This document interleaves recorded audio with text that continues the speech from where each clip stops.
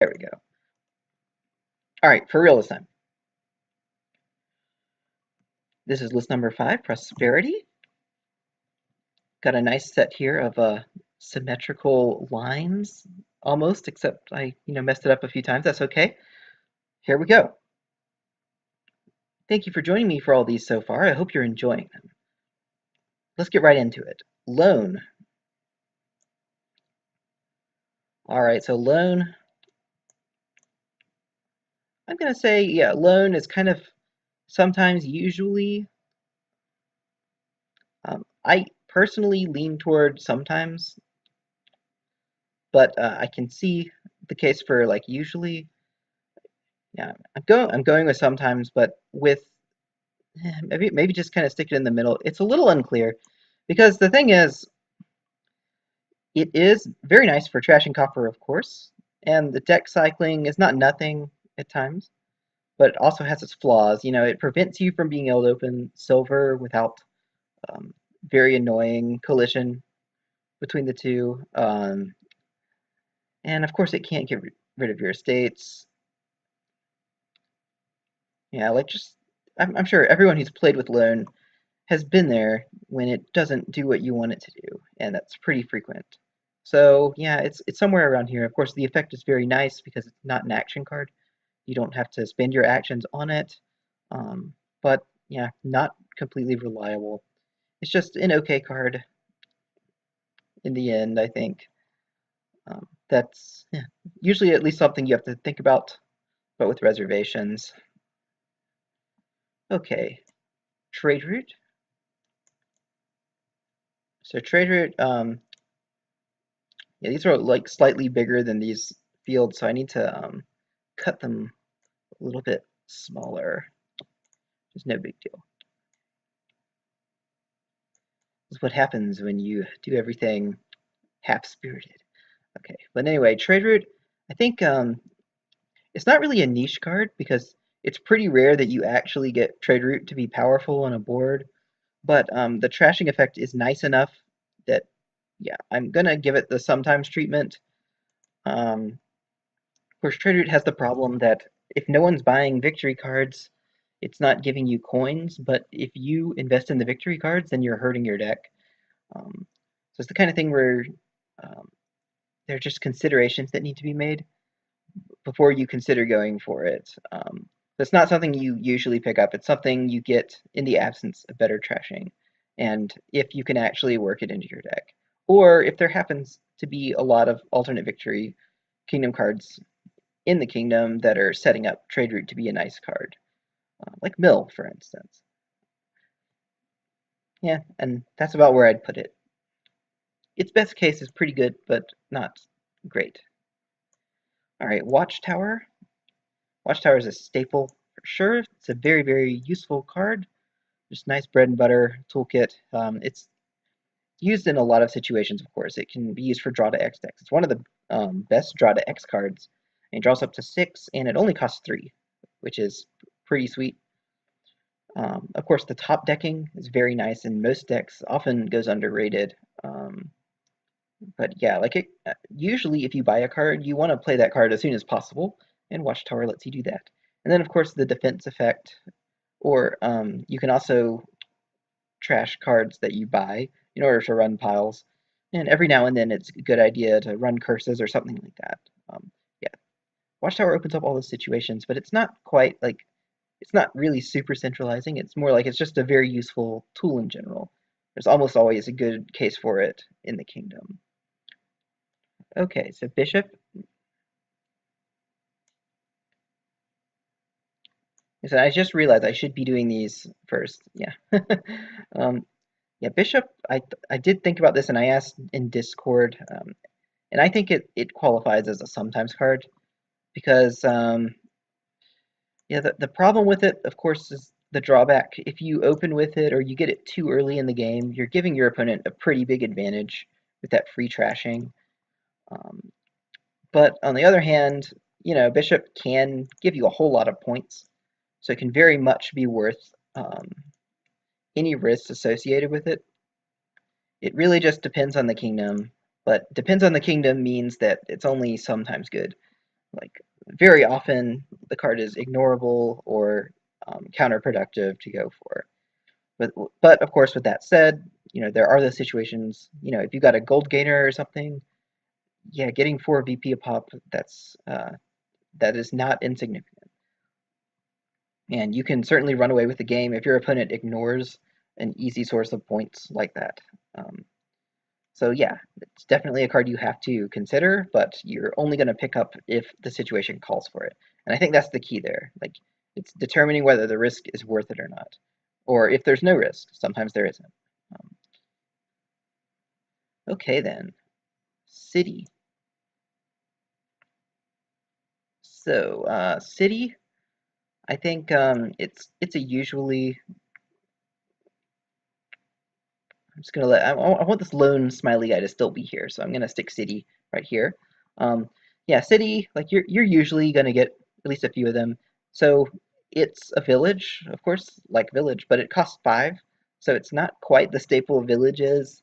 Um, and of course, like with city, once you go for it, you're going for this mini game where eventually a pile's gonna run, and then city's gonna be super stacked.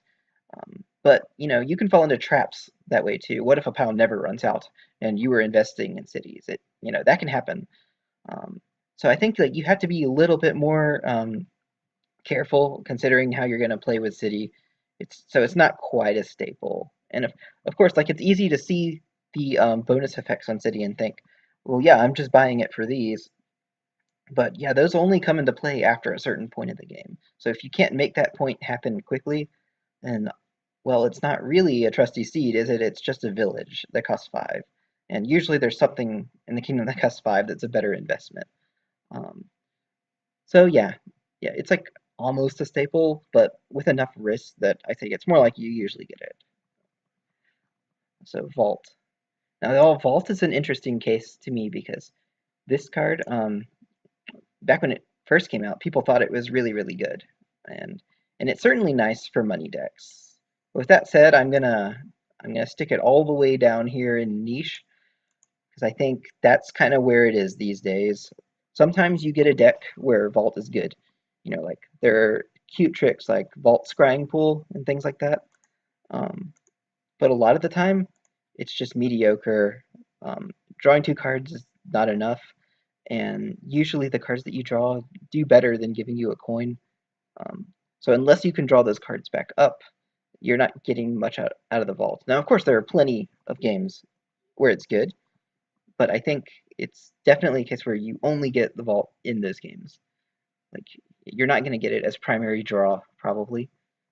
Um, yeah, there has to be like a significant combo in the kingdom for you to want to go for it. That's where I see vault. Okay, well, it looks like some people joined the stream there. Hello, Jaunts and Commander Root. Horde. So Horde, it's kind of almost in the same category as Vault, I think, but I'll be a little more kind to it and put it in sometimes. Uh, very early, I think, when people started streaming and stuff, I remember I played a game against Wandering Winder, and he was criticizing my Horde buys because I was playing an engine and I got Horde. And he was right, of course. Yeah, Horde, it's a card where if you're going to use it in an engine, you need to have like some heavy trashing, and yeah, you need to be using it to build your payload back up toward the end of the game. Now, of course, it's quite good in big money slog type games because that gold comes in very handy as you're greening.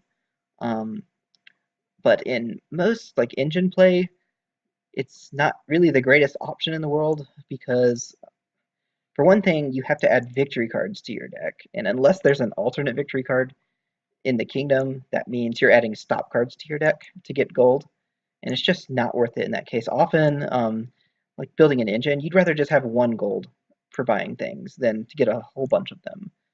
But of course, it depends on the case, and I think like there are enough cases for it, like non-engine boards where Horde is useful, that I'm more comfortable putting it here than in niche. Um, yeah, that's about how I feel about it. It's a pretty good gold gainer because the point at which you start greening basically is the point when you want to start getting more gold. in the kind of decks where Horde is useful. But, you know, it's not good enough that you're going to get it all the time. It's often a card that goes ignored. So that's why it's here. All right, Venture. So Venture. Well, this is another case where it was originally very overhyped. I'm actually gonna put it all the way down here and explain yourself, please, because I think the idea of Venture is great, and of course, like it's not like a terrible option a lot of the time, but it's also not very good. Okay, like the idea with it is you want to be able to thin out all of your coppers and then only have like a few big treasure cards that Venture can hit. So Venture's either hitting those or other Ventures. Now here's the thing, if you're hitting another Venture and you're getting the chain, it's really fun. Don't get me wrong, I love playing Venture decks. It's really fun, it looks really cool, but you're only getting 1 coin per Venture. Like this is not actually like a huge benefit to your deck. Like it's a deck that looks much better than it is. Um, on a case-by-case basis, like just looking at most kingdoms and Dominion, I'd say Venture falls pretty short of other effects you could be getting. Like most of the time, you'd rather have gold because then you don't have to have 2 treasures in your deck. You just have one that's giving you 3 coin already. Um, yeah, and so with Venture, you really need a specific set of circumstances. You know, like some kind of weird slog where you can't quite trash the junk, but you can trash the treasure. I don't know, like Loan, I guess, is pretty nice with it. But I find that that just doesn't happen enough to justify getting Venture most of the time. So, like, in my mind, I'm perfectly comfortable putting it here. But I could also see it as a niche card, depending on how you see the card. But I'm not willing to give it more charity than that. I think it definitely belongs in these bottom 2 tiers. Sorry if I stepped on anybody's dreams. Bank. So Bank, I'm going to put in the usually tier. It's a very, very nice payload card.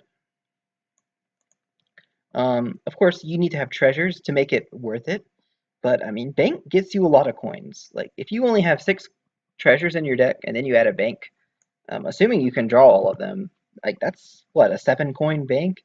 That's pretty nice, and of course, you keep getting more money for each Bank you play. Now, you do need a lot of draw to make this possible, but usually there's enough draw to make Bank pretty good, I find. On the other hand, you know, I can see, I guess thinking about it, it it's almost the same kind of case as Loan, right? Yeah, it's almost like it's halfway here and there because usually there's some option to make the payload from Bank really good, but at the same time, like in an engine that's completely ignoring treasure or something, you never want to go for Bank. And of course, if you're just playing like a money slog, usually Bank is about the same as gold, maybe slightly better. Oh man, sitting here thinking about it more, because I was sure I was gonna put it here, but I think it fits more in sometimes maybe. Not sure. I'd be interested to hear what you think, but I think yeah, I think just thinking about it more, it probably goes more in the middle. It's a card like you usually think about using as your payload, but sometimes it doesn't pan out. There's just not enough support for it. Because the thing is, you know, I'm saying like you got to have a lot of draw. That's true, um, and that's I guess a pretty narrow circumstance where you can pull that off as effectively as you'd like to. Hmm. Yeah. Again, I'm curious what other people think, but I think I'm just gonna stick it in the middle for now because I'm unsure where to put it. Um, it's always a consideration, I think. Yeah, but yeah, stick it in the middle. Stick it in the middle. Forge. So Forge, yeah, this is a card you usually get. It's not quite a staple because, while the effect of Forge is actually really amazing, trash as many cards as you want, first and foremost, but also like being able to add up their costs and gain a card. There's just so many situations, very versatile. You can gain lots of different kinds of cards. You could gain something you want to play this turn, or you could just gain a card that's better than the stuff you've got, or you can add them up to victory cards, or even mill victory cards. And even better, you can mill victory cards with curses or something to get rid of those at the same time. It's pretty sweet. Um, but of course, the weakness of Forge is that it would be so much better at the beginning of the game, and that's usually when you can't afford it. So while it's reasonable to hit 6 in your first shuffle, often hitting 7 is very difficult. Um, and then once you have it, of course, it's a terminal action that reduces hand size. It's not great to play on your turns, like as far as doing a lot of stuff in your early turns. But with that said, there's usually some kind of function for it in the kingdom, but it's not quite as ubiquitous as like remodel or replace or something like that. Um, yeah. Okay. Yeah. I mean, I think that's about where it goes. So monument. This one was tough for me just thinking about it. Um, because Monument is another one of these cards that I think was very overrated. Now, with that said, I'm willing to give it more leeway than Vault, I think, and stick it here and sometimes. And the reason is that while 1 point is not that great, like here's the thing. Okay, it gives you a victory token, right? Which is cool and all, and it gives you some money, but it's very often the case that that extra point doesn't matter at all. Okay, like in a very close game, it might matter. But often the important thing about Monument is that you're getting the money from it. And a silver would do just fine in those instances. Like you'd be surprised if you look back at your games with Monument and you count like the victory tokens and see how much they mattered in the end. I'm willing to bet that 9 times out of 10, uh, the Monument didn't have as much of an effect as you thought it did while you were playing it. And of course, there are games where you can run away, gaining a lot of points with it. No one's denying that.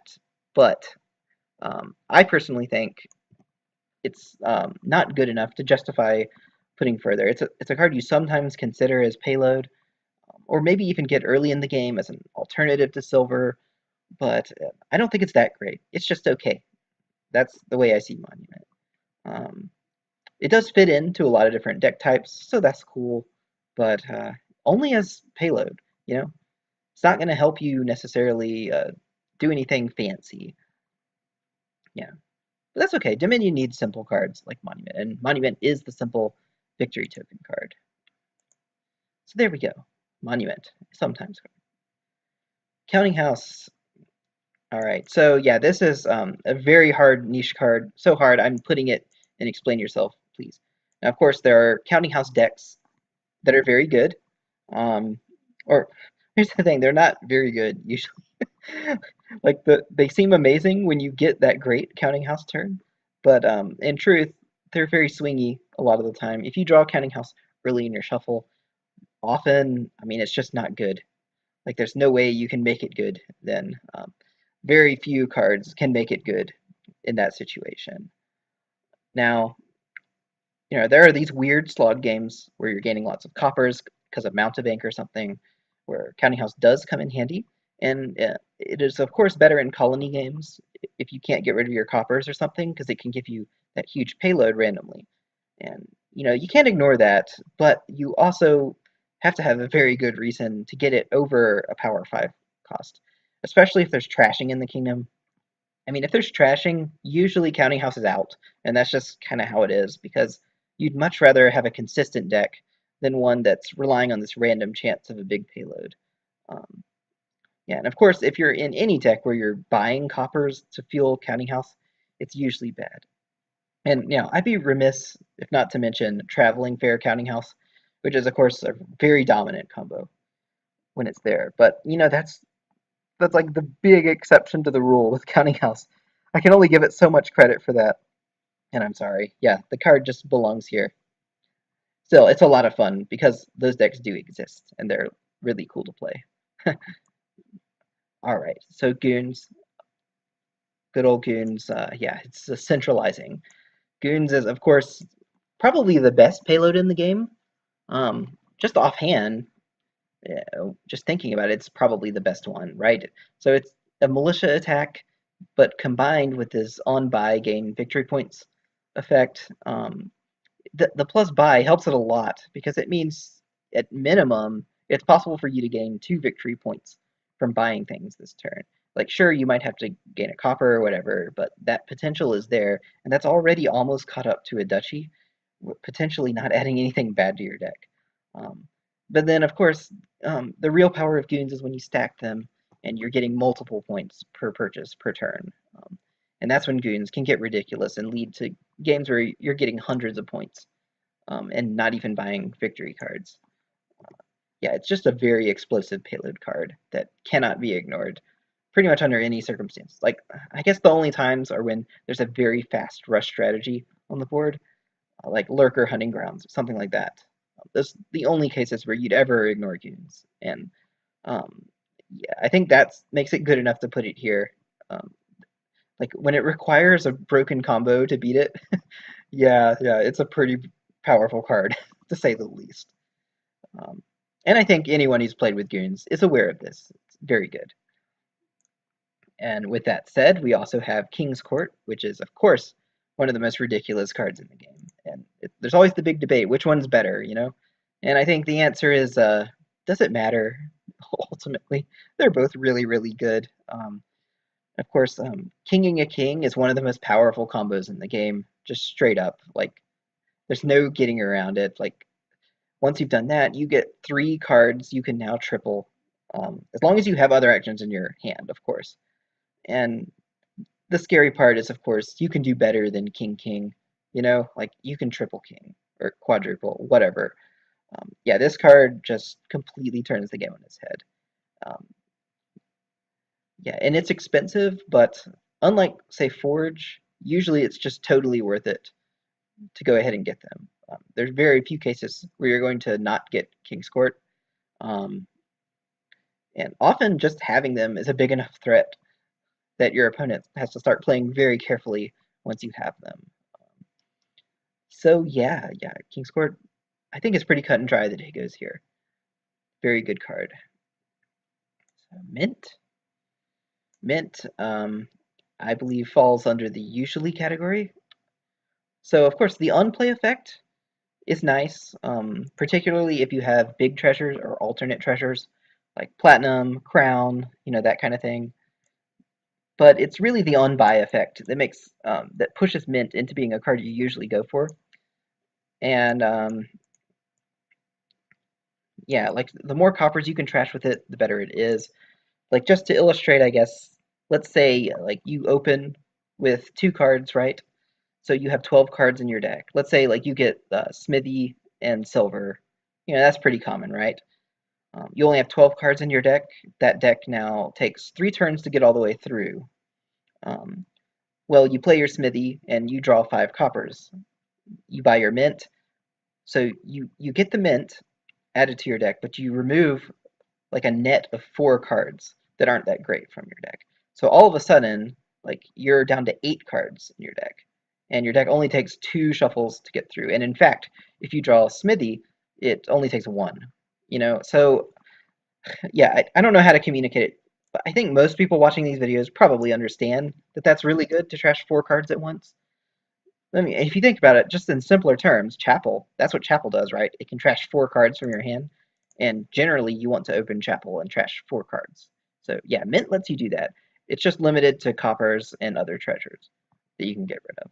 But the nice thing about Mint, of course, is if there are treasures you want lots of, Mint can help you get them too. So yeah, it's a card you usually go for, even if it's just for 1 trashing. Yeah, and it's pretty cool for that. I'm not going to say like yeah, it's definitely not like a power card like these, but you know, it's almost an event card in a way. It's like a thing like you do because it's in the kingdom, and then you don't really feel bad about it. What is he wearing, by the way? What is this blue like thing on his arm? I always wonder this when I look at it. Is that like, I don't know, is he fat or is it something to protect him? I don't know. I don't know. And it also like he has this really tiny mallet in this big old body. Like it amuses me so much. I'm sorry, I really shouldn't comment on the art all that much, but it's just so funny sometimes. Okay, So next is Quarry, and Quarry, of course, is a very centralizing card. It might not seem like it at first when you read the thing, because all it's doing is reducing the cost of action cards. But it's worth noting, of course, Quarry also gives you 1 coin, so it's reducing the cost of actions while also giving you economy, which is pretty nice. If you have any plus buy, Quarry, of course, gets much better, and the more buys you have, the better it gets. Um, the fact is, there are just a lot of really good actions in Dominion, and like you can just do some crazy stuff if you can buy a lot of them and buy them early. And that's all there is to it. It's a very good card. It's one of the best alt treasures, I think. Um, yeah, and I could see someone only putting it in staple, but I mean, I found I almost always open with it, and I almost always buy something ridiculous with it. So yeah, that's where I'm putting it. Cost reduction is just very good in Dominion. Like anytime there's cost reduction in the kingdom, you should probably be going for it. Um, yeah, that's how I feel. Okay, Peddler. Peddler is a staple for sure. This is a card like you want to get as many of as you can. It doesn't necessarily dictate how the game goes because kind of like I was explaining with Venture, getting a coin, like a free coin or whatever, it's not that great, but if you have a lot of peddlers, it is great. Um, uh, there's not really much else to it. And of course, the other nice thing about Peddler is that you can get them for very cheap as long as you have lots of actions. And as I've stated in previous lists, you want lots of actions in Dominion. So it's kind of killing two birds with one stone. And of course, if they're very cheap, you can buy a lot of them at a time, which is very nice. It fills out your deck with this really cool free economy card. And then the other nice thing is that peddlers have a cost of 8, which means with trash for benefit, they're excellent targets. So yes, it's a very, very good card, but does require some kind of combo to make it amazing, so it's not quite a centralizing card. It's just a staple that you're almost always going to go for. Alright, Contraband. Contraband, I'll be kind to. I say it's a niche card. Now, Contraband got a big buff in Adventures when events were added to the game because events cannot be blocked by the other player, which means Contraband can be used to afford the expensive ones, which is really cool, but also the cheap ones. Now, the other thing is Contraband is very useful in kingdoms where there are lots of good options for you to go for. If there's not just one clear card that you want to buy, Contraband gets really good. And yeah, not much else to it other than that. It's a complicated card to play with, I think, at a high level. Like, yeah, it can be kind of tricky to see the spots where it's useful, but if you see them, it can be very beneficial to you. Now, of course, you want to stop playing it at a certain point in the game, usually, and possibly trash it. Um, yeah, particularly when you're greening, that's when your opponent can do some serious damage to you by blocking things with Contraband. Because I think when the card came out, one of the reasons it was perceived as very weak was, of course, that people were mostly focused on getting to provinces as quick as they could, and buying gold to help with that. And in those cases where you were going for that Contraband, it was very clear what you wanted to block with it. But nowadays that people play more engines and there are a lot of good cheap cards, Contraband, it's a lot less clear what you want to block. So yeah, you can play around it a lot, but I'm putting it here in niche because it's not great, obviously. It's not super reliable. And of course, your opponent can figure out exactly what you're going for and block that, and then, well, you're just kind of screwed. So definitely have to pick your spots hard with it, but 3 coins and a buy is pretty solid, um, especially since it's cheaper than gold. Yeah, you just need to have the right kingdom for it, and then it's good.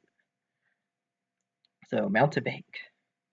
Now, I've been putting other cursors in like staple and usually category, but Mountebank is one of these exceptions where it definitely goes in the centralizing category. Reason is, of course, that it gives out 2 junk cards at a time, and yes, as it turns out, giving out 2 junk cards is very, very annoying in Dominion. One of those is copper, and there are just some kingdoms where the copper is worse to have than the curse. And in fact, some of those kingdoms are Mountebank kingdoms because if you have a curse in hand, you can block Mountebank. Um, and if you don't, well, you can't. Like a copper doesn't block Mountebank, a curse does. So yeah, it creates this weird scenario where you want curses in your hand. Um, yeah, and any card that forces you to want something that bad is pretty good. And then, of course, there's the matter that if you can play multiple Mountebanks in a turn, often you just win the game. Like, if you king a Mountebank, you give them 6 junk cards. I mean, they're probably not coming back from that without, like, some serious draw. Um, yeah, it's just a very powerful centralizing card, and no getting around it. You cannot ignore Mountebank when it's there. Now, there are some cards that counter it, like Trader or Counting House, that kind of thing, but yeah, nonetheless, it's so strong so often, I can't see it anywhere else. And it usually tops the Quivist lists every year for the 5 costs for good reason. Okay, and that's all I have to say about it. All right, Rabble. Rabble is a card you usually go for, like Smithy. I mean, it's another Smithy variant. This one comes with a pretty cool attack. Um, yeah, Rabble is it's one of those attacks that it can do more than it looks like it's doing. Now, the trick with this is you might think your goal is to reveal like a bunch of victory cards and curses and stuff. That's only true if you're playing lots of Rabbles. What you really want to do with Rabble is skip their good cards and leave bad cards on the deck. Yeah, so if you're not skipping past their good cards, Rabble is actually not doing anything. So keep that in mind. Now, with that said, of course, stacking Rabbles makes it much more likely that you're doing that and leaving them with bad cards. So then it becomes a very good card. Like, the more you can play, the better. Um, but let's not forget that the most important aspect of Rabble is just the fact that it draws 3 cards, which in itself is really great. It didn't even need the attack to be good. Um,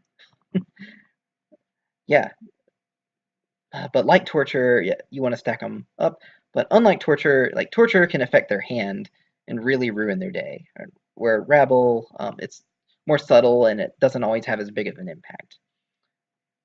So yeah, Rabble goes here. It's all good. Grand Market. So yeah, I think Grand Market is good enough. Oh my god, it's not good enough to say it's a staple, right? It's more like in the middle. Yeah, I'm gonna stick it in the middle. I'm unsure how to feel.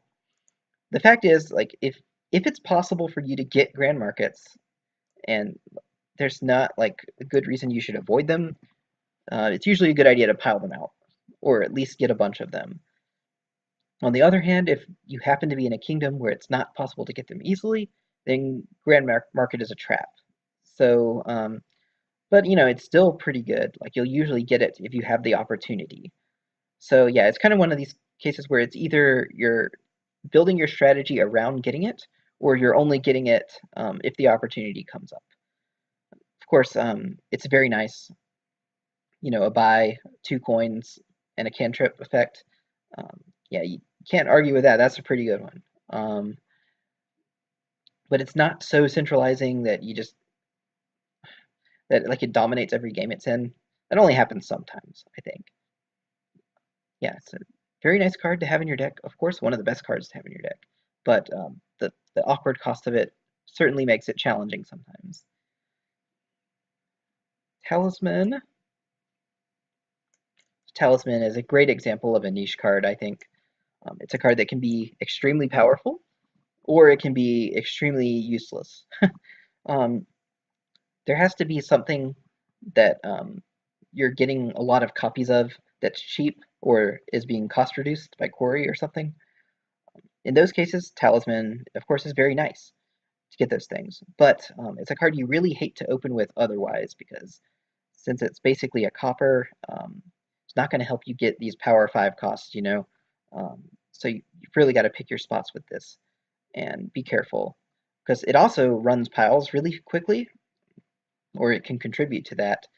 But often, at least I've found that it runs them in such a way that your opponent can pick you off if they aren't mirroring you. So you got to be careful. Of course, you know, any gainer is nice in the right situation, but yeah, Talisman has enough going against it that I'm putting it here. Because the fact is, like, it's only useful for gaining those cheap actions. or cheap silvers, or whatever it is that you want to get a lot of. It isn't really applicable in other scenarios. It's not versatile. It's not nearly as versatile as Quarry, for instance. Yeah, but it goes here. It's good enough. Yeah, you'll get it. You'll get it when the time calls for it, but you'll completely ignore it in all other kingdoms. All right, Workers' Village. Workers' Village is definite staple, I think. You're gonna get it pretty much every time it's on the board. I mean, it's a village, first of all, and all villages go here for the most part. But it gives you plus buy, which is, of course, very, very useful. And hey, it's right next to Peddler, its best friend. Yeah. Yeah. Generally, you want as many workers' villages as you can get. Um, they give you a very nice resource and provide that nice village effect too. Very simple, very effective, very cool. Yeah, card you're just about always going to get. Really good. Royal Seal. So I'm not completely clear where to get this. So I actually think Royal Seal is a good card that's very undervalued by people, but it does cost 5, and like that's kind of its problem is that um, it has to compete with other 5 costs, and usually there's at least some power 5 cost in the kingdom. So of course Royal Seal, it gives you 2 coin and it lets you top deck whatever you buy, or even just gain after putting it into play. And that's not insignificant. You know, like with Watchtower, you want to top deck things. And I think it's funny, when Nocturne came out, a bunch of people were hyping Tracker up as this amazing card because of the top decking. They were like, wow, top decking is way more useful than I ever thought it was. And yeah, it sure is. And Royal Seal is a nice top decking card. But again, it really just comes down to the competition. The fact that there's probably a card you want to get instead of it. And if there wasn't, like if it only costs 4, it would probably be almost a staple. Like you'd almost always get it. Unfortunately, like since it does cost 5, we have to take that into consideration, and you're just not going to get it that much, even though it has a good effect. Kind of like Navigator. Yeah. But with that said, I think you'll be surprised if you get it, how useful it is at times. But yeah, it's a little hard to evaluate. I think I'm comfortable enough sticking it here. And then there's Expand. So other remodelers I've been putting in Staple, or usually I think Expand, it kind of fits in both of these categories. I'll be kind to it and stick it in usually. It's got kind of the same issue as Forge, where the effect is very good and comparable, of course, to other remodelers, but it's a little better since you gain things that cost up to 3 more. But it does have the problem where it costs 7, and then, you know, like when you play it, all you get is that trashing gain. You know, there's no bonus effect like Replace has or anything like that. So, yeah, of course, it can be a very significant effect. It's definitely not a card you want to discount by any means, but there's enough hoops to go through getting it, and yeah, that it kind of just goes here. You'll usually get one, like, if only to make your in game a little bit more powerful. And yeah, is that prosperity? That's all prosperity. I'm actually kind of surprised by this, that like most of them are just kind of average in this set. It's interesting because when prosperity came out, and you know, in the years preceding it, a lot of people said like this was the big power creep expansion. But I see it nowadays, it's more just kind of an average set. Like there's a lot of cards that aren't great in it, and as well as centralizing cards too. But yeah, I think just if there's a power creep, it happened after prosperity. That's for sure. Yeah, it's an interesting set. Not one of my favorites, but yeah, there's a lot of cool things to consider. Yeah, and so again, like if you're unsure about how good one of these cards is, you should probably be thinking about them more. These cards are bread and butter for your deck usually, and these have their moments, but usually are passable. Just depends on the situation. And that's it for Prosperity. I'll see you next time. So the next set is Cornucopia, and Cornucopia has recently been re-released with guilds, and now they are just forever bonded together, Cornucopia and guilds, as one set. So I will be doing Cornucopia with guilds in the next video. Thank you for watching.